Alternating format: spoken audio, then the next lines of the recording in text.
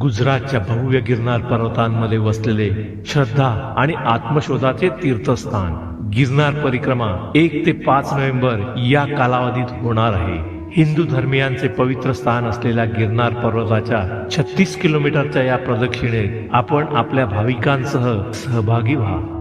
दरवर्षी तसेच दर पौर्णिमेला गिरनार परिक्रमा करणारे अनेक भाविक आहेत. मात्र कार्तिकी एकादशी ते त्रिपुरारी पौर्णिमेचा कालावधी गिरनार परिक्रमेसाठी विशेष मानला जातो. कारण या 5 दिवसातच वन विभागातर्फे गिरनारच्या जंगलात प्रवेश दिला जातो. जवळजवळ 38 किलोमीटरची परिक्रमा पूर्ण करून 10,000 पायऱ्यांचा टप्पा पार करून दत्तभक्त गुरुशिखराचे दर्शन घेतात. या 5 दिवसात भगवान शंकर पार्वती मातेसह गिरनार पर्वतावर निवासासाठी येतात असेही म्हटले जाते. गिरनार हा हिमालयाचा पुत्र व माता पार्वतीचा भाऊ. माता पार्वती आणि शिव यांचा विवाह सोहळा 2000 वर्षापूर्वी हिमालयात झाला. बहिणीच्या लग्नासाठी गिरनार समुद्रातून बाहेर पडला आणि जमिनीवर स्थिर झाला. परंतु समुद्रापासून अवघ्या 50 किलोमीटरवर हिमालयात जाऊ शकला नाही. म्हणून त्रिपुरारी पौर्णिमेला माता पार्वती भगवान शिवांसह गिरनारला मुक्कामी आल्या.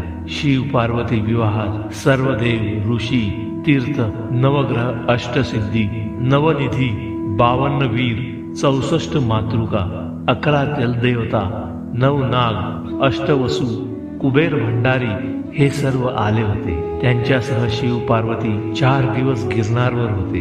त्या काळात सर्व देवतांनी गिरनारच्या जंगलात मुक्काम केला होता. आजही कार्तिक एकादशी ते कार्तिक पौर्णिमा या दिवसात सर्व देवता गिरनारच्या परिक्रमा मार्गात मुक्कामी असतात. परिक्रमेच्या 5 दिवसात कमीत कमी 1 रात्र मुक्काम करावा, म्हणजे या देवतांचे सानिध्य व आशीर्वाद मिळतात. ही परिक्रमा केल्याने आपल्या हातून कळत नकळत घडलेल्या अनेक पापांची मुक्ती मिळते. त्यामुळे प्रचंड संख्येने भक्त मंडळी ही परिक्रमा करतात. गिरनारच्या भोवती पूर्ण जंगल आहे. या परिसरात वाघ, सिंहाचा वावर जास्त असतो.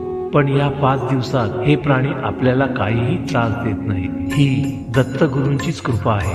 त्यांच्याच आशीर्वादाने यात्रेकरू निर्भय होऊन परिक्रमा करतात. यतिरूप दत्तात्रया दंडधारी, पदी पादुका शोभती सौख्यकारी, दया सिंधुजाची पदे दुःखहारी, तुम्हा विण दत्ता मला कोण तारी.